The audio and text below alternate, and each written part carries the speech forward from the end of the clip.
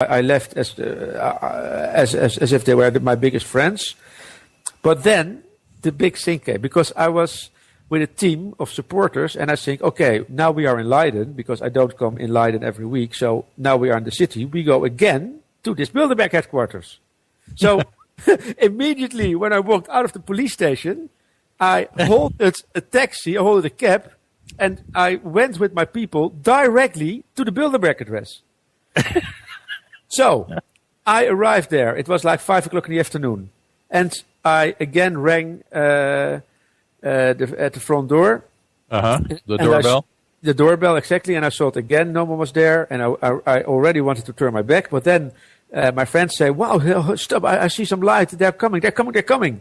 And indeed, they were coming. And the door went open. And then some old guy, a very friendly senior, opened. And he looked really very surprised. And I said, is this the Bilderberg headquarters? And he really was so astonished. He didn't say anything. He only stammered like this. You don't have an appointment? I said, no, we don't have an appointment. We are journalists. We are doing some fact-finding. We want to interview you. Are we in the right address? Is this a Bilderberg? And then he said, no, I have nothing to do with Bilderberg. And then I said, I don't understand, because this address is listed in the files of Chamber of Commerce as the headquarters of Bilderberg. And then he said, okay, my wife is the secretary of the Bilderberg management. And I said, okay, very interesting. Is your wife home? And he said, no, my wife is not home. But then only 10 seconds after that, I saw his wife coming from the living room. And I said, is this your wife? Yes, he said. And I filmed this wife. She was also an elder lady. And I said, are you the secretary of the Bilderbergers? I mean, John, I checked it out on the internet. Her name is just in the highest level of the Bilderberg hierarchy. I mean, there are just 3 names.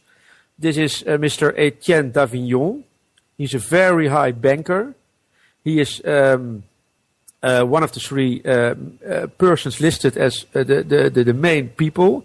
Then there's another name, someone from England. I forget now. And herself. And she. So she's really very high. And her title is executive secretary. So I think, are you the executive secretary? And she said yes, and then she said no, and then she walked away. I mean, it was very chaotic, and then she said, I have to send a fax to some address, like that. But it was very funny, John, that we all filmed this all. And then wow. I said, well, I put gravity on your house. I put gravity on your house. Do you know that? Yes. And you indicted me at the police. I mean, you made indicted, yeah. Yeah, exactly. Yes, I said we did that. Okay, well, then they started to film us back, John. Can you imagine this guy? Really, he produced a camera and he started to film us back, but he didn't know how to use it. He just put it upside down. So my crew helped this guy to use the camera so that he could film us back. Now this all happened. Okay, John. Then we left, but we kept the taxi waiting. But after only 300 meters, we just had made one turn to the left. There was a police car. He was really behind us, with screaming sirens. And he just blocked us right off the road. He pushed us to the side, and we were really treated very badly. They just dragged us out of the car, and we had to give everything, like our mobile phones. Did you know this footage from Alex Jones in Athens? How they treated the journalist there who visited the Bilderberg conference? You know this? How they did that? I mean, this was also in the internet. Right. Exactly the same happened to us. No regard to the real law, just bullies. Exactly. We just were totally intimidated, and I was put directly into some ward, and everything was put behind. I mean, of course, there was no signs up on this residence, I guess, saying no trespassing, right?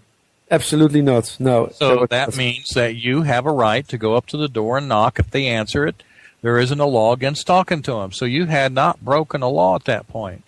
That's absolutely right, John. But they took me because they said in the Netherlands you are obliged. I don't know if that's in the United States the same. You must wear your passport or your ID card every second you are on the public space. So you're kidding me. You didn't know that? No, you don't walk around without it, huh? No, I do, because normally you have no problems. But now they asked me to produce my ID card, and I had it at home. Okay. So that was the reason. That was the reason they arrested me. Oh. I mean, that was the reason. So they said, "You have no ID card? Okay, wait." So then, but after 2 hours they let me go. But the funny thing is, of course, that you can laugh at it. I mean, the day after that, a local newspaper, the same local newspaper as I talked about, ran a big story about my adventure. That was very nice, of course, a really big story about, like, whistleblower identifies Bilderberg headquarters and is put in custody by the police, the story like that. Which is, of course, very special because no one ever went this far to expose the Bilderbergers. But so has this lady been working, has this lady that's the secretary, do you have any feeling, is this somebody that's been with them for a long time? Yeah, very long time. Very long time, I'm sure, very long time. So that list of attendees and all those people on that list Tucker gets and Dan gets are probably coming from her then, I would guess, or her assistants. That could be the case. I have no idea who are the sources of Jim Tucker, but I think that his sources are more likely to be American than Dutch. Gotcha. Right. Well, I think so. But I mean, but what this story points at is the fact that Bilderberg, in reality, is very much a Dutch-driven organization. It's very much based in the Netherlands. The Dutch influence is really, I think, even bigger than people normally think, because, also because of the founder of Bilderberg, of course, was the father of our current queen. Isn't there? Oh, say that one more time. The founder of Bilderberg, you mean? He was the late Prince Bernhard, and he's the father of our current queen. Aha. Okay. He is really one of the most controversial persons ever in Dutch history. There are so many stories about this guy. It's something that, maybe in the United States, you only can compare it with John Kennedy and his assassination. Like, what all the stories which are told about this guy are too much to approach mentioning. But the basic thing is that he, in fact, worked together with Hitler and the Nazis. Sounds like the Bush boys. Absolutely, John. That's the same story. And that's also, I think, the biggest drive and power behind Bilderberg, which is, of course, in its essence, when you go really looking deep down at their motives, it's purely fascist organization. Exactly. Now, it's a lot of percent Hitlerian. Yes, and I've got to say, a lot of people think that the Bushes are puppeted by people over them, but by and large, I'm beginning to think that Bush Daddy Senior, the first president, first Bush, the Prescott Bush, right? Yes. Yeah. Was really a major player in the world scene.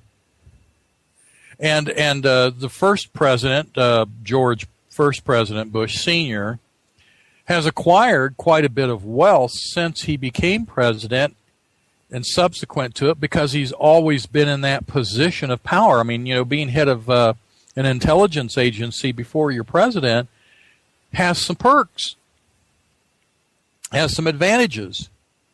Now, a lot of us talk a lot about the Queen of England with really not much comparison to the Queen where you're at, when really probably we're talking about a very wealthy monarchical family there, right there. Can you compare it to us a little bit, or are you familiar enough to do that?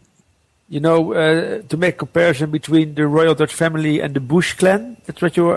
Or the Queen of England.